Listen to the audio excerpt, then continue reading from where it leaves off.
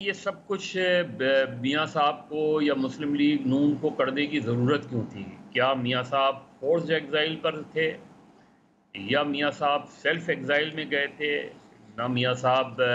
کو زبردستی باہر بھیجا گیا تھا اور نہ میاں صاحب سیلف ایگزائل پہ گئے جی تھے۔ جو اکارڈنگ ٹو دا بک ہے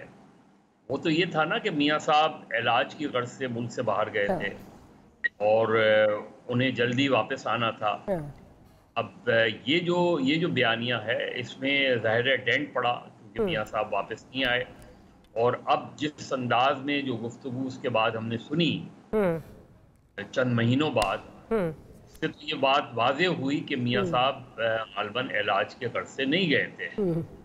اور یہ بات کسی حد تک ثابت ہوتی ہے خود میاں صاحب کے اپنے بیانات سے، مریم نواز صاحبہ کے بیانات سے، مسلم لیگ نون کے بیانات سے، ہوں کہ وہ اتنے سال جو باہر رہے لنڈن میں،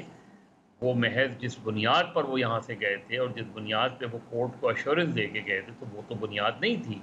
تو سب سے پہلے تو میاں صاحب کو اس بات کی وضاحت کرنی پڑے گی۔ اب وہ الگ بات ہے کہ ہمارے یہاں جو اس وقت جرنلزم ہو رہی ہے، جو اس وقت ہمارے یہاں میڈیا لینڈسکیپ ہے، اس میں ظاہر ہے یہ چیزیں بہت ایسے سوالات بہت کم میاں صاحب سے ہوں گے۔ ہوں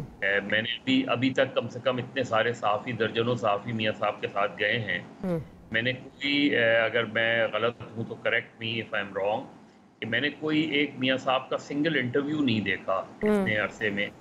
کہ انہوں نے کسی کو انٹرویو دیتے ہوئے یہ ساری اور اس طرح کے سوالات میاں صاحب سے کیے گئے ہوں ہاں کہ آپ کو چند مہینے کے لیے گئے تھے، آپ نے 4 سال لگا کیسے دیے؟